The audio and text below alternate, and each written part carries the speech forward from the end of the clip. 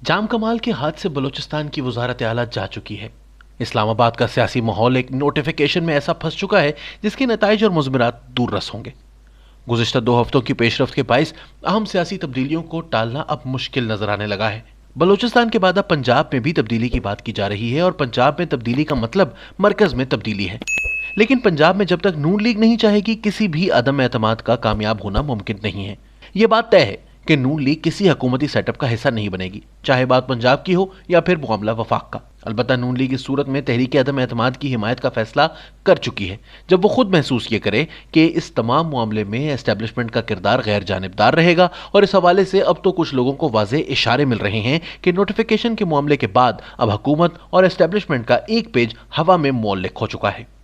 इसी पेशरफ्त को बुनियाद बनाकर नून लीग में यह बहस शुरू हो चुकी है कि क्यों ना अब पंजाब में तहरीक अदम एतमाद लाई जाए। इस हवाले से अगले चंद हफ्तों में सूरत हाल वाज़ेह हो जाएगी। पंजाब में सब अच्छा नहीं है। बुज़दार की मकबूलियत और गवर्नेंस पर संजीदा सवालात तो शुरू दिन से ही मौजूद हैं, लेकिन इन्हें चौधरी परवेज़ इलाही की मौजूदगी में ऐसा सहारा हासिल है जो जब तक चाहेंगे बुज़दार हुकूमत चल सकती है। लेकिन जिस दिन मुस्लिम लीग काफ को हिकमत अमली तब्दील करने के इशारे मिल गए, जाम कमाल की तरह बुज़दार का भी घर जाना ठहर जाएगा।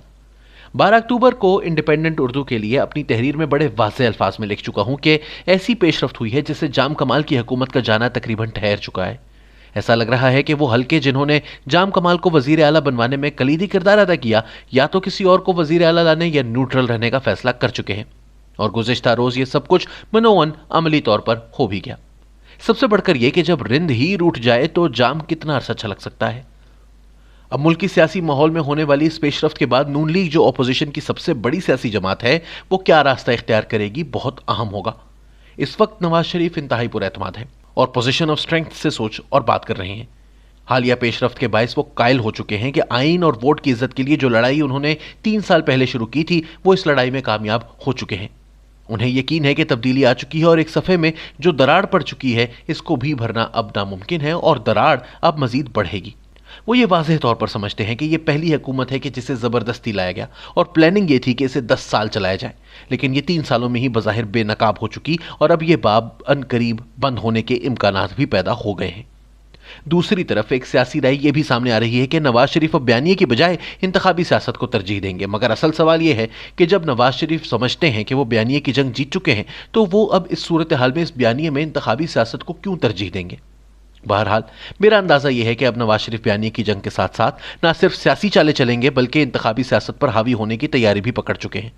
नवाज शरीफ के साथ लंदन में होने वाली तफसीली मुलाकात में जब इनसे एक सवाल पूछा गया कि क्या आप समझते हैं कि नून लीग का टिकट आइंदा इंतखाबात में कामयाबी की जमानत होगा, तो इस सवाल का उन्होंने बड़ा दिलचस्प जवाब दिया कि नून लीग का टिकट नहीं, बल्कि जो भी आइंदा इलेक्शन इस बयानिए पर लड़ेगा सिर्फ वही जीतेगा।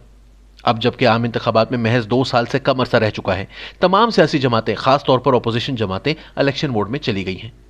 खुद नवाज शरीफ भी लंदन में बैठकर ग्रास रूट लेवल पर अपने कारकुनान से कई कई घंटे राब्ते में रहते हैं और भरपूर सियासी मुहिम न सिर्फ चला रहे हैं बल्कि खुद इसे लीड भी कर रहे हैं। अब इनकी वापसी की बातें भी जोरों शोर से हो रही हैं। खुद इनकी बातों से यह अंदाजा होता है कि वो वतन वापसी का असूली फैसला कर चुके हैं और इस हवाले से इनके कुछ बहुत ही करीबी जराए तो यहां तक पुरएतमाद है कि शायद नवाज शरीफ अगले 1 से 1.5 माह तक वतन वापस आ जाएंगे। दिसंबर का सर्द मौसम नवाज शरीफ की वापसी के बाद कितना गर्म होगा, यह आने वाले 2 हफ्ते वाज़ेह कर देंगे।